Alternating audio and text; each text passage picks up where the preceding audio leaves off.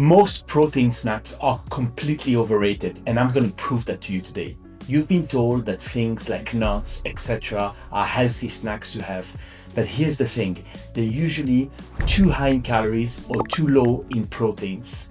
And today what I'm going to show you is a framework for snacks. What are they used for? And what are the snacks that are actually worth your time? Now let's start with something most people actually get wrong. What are snacks there for? They are not there to replace your main meals or to fill up massive cravings in the day. In fact, your 3 core meals of the day, breakfast, lunch, and dinners, are there to keep you full within a certain calorie limit if you fill them up with proteins and fiber. Snacks serve for 2 purposes only. First is to complement your protein intake for the day in order to hit your target protein number that you need for the day in order to stay full. Second, at the margin, it can also help bridge a little bit between 2 meals in order to cut, a little bit of hunger in between. That's their purpose. And in order to reach that purpose, you actually only need 1 to 2 snacks a day, provided your 3 core meals actually keep you full for not too many calories. That is the purpose of snacking. So when you actually are going to snacks, here's the formula to make them count. Write this down. You need to satisfy 2 things. First, each snack you have need to have at least 10 to 15 grams of proteins. That's because you want them to keep you full. But second, you want to make sure that you get that whilst your snack stays usually roughly under 200 calories each. Because if you don't, then what's going on is that either the snack doesn't have enough protein, so really didn't serve a purpose and just had calories, or you actually got a snack with 10 to 15 grams worth of protein, but the calories were too many, so you're not going to achieve your calorie deficit in order to lose weight. So that's kind of what you want to aim for. Now, the good news is that there are definitely some protein-rich snacks that meet those, but they are actually in the minority, and you want to know them because most other ones don't meet that criteria. And now we're going to look into them. Let's start with those that are totally worth it. And here's the list, at least of the top ones. First, the dairy ones, which is yogurt and cottage cheese. On the yogurt one, you want to have a low fat because you want to keep the calories down and without added sugar. And that's usually true for most of the proteins you're going to have. This is a great one. Then you've got basically your whey powder that you can put straight into water, or some protein shake ones that have no added sugar that are very high in proteins. Then you've got basically all the meat ones like turkey ham or other types of ham, bresaola, as well as biltong like beef jerky. Again, super tasty and very high in protein for the amounts of calories. That's your good list.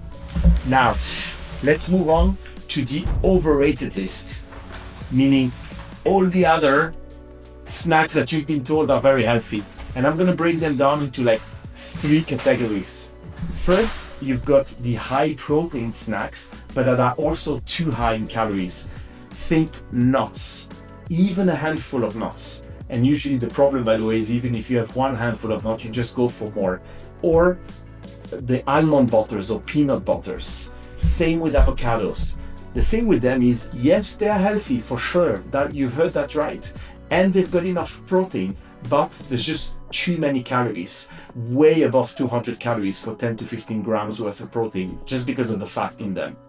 You then have a second category, which is your protein bars. And here's the harsh reality. Even though they're called protein bars usually, and even when they say it's low in added sugar, most protein bars only have like 6 grams or something like that of proteins in them, and therefore don't keep you full as they should for the calories they have.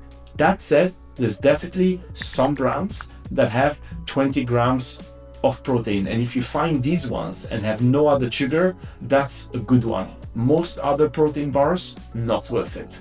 And finally, you've got this category of sort of rice cake, crackers, and all that sort of stuff that look like sort of they keep you full for some reason, but they are just empty calorie. There's no protein in them, and there's almost no fiber as well. Fiber would have been the other thing that keeps you full, and some snacks that are richer in fiber may be worth it. That's a topic for another day, but rice cake definitely don't need that one. So these sort of snacks you basically want to ditch. They're not your friend when it comes to weight loss. Now, I may have forgotten one or two, and if you've got an idea of either a great protein snacks that is within the calories or one that is totally overrated, please drop them in the comment. I'd love to know about them, as well as the other readers. Now, let me bring this home. Here is the framework. You want to have 3 solid meals, breakfast, lunch, and dinners, that have enough protein and fiber to keep you full. That means that snacks only play a minor role in your foods, 1 to 2 snacks a day. Each of these snacks should be boosted in proteins, 10 to 15 grams, and yet under 200 grams of calories. And in that way, those protein-rich snacks serve your weight loss goal, because together they just make sure that you stay full and not over hungry within a calorie limit. That's how you make them work. Now, if you enjoy this, subscribe, and I'll be able to provide you my best brands that I enjoy when it comes to protein-rich snacks.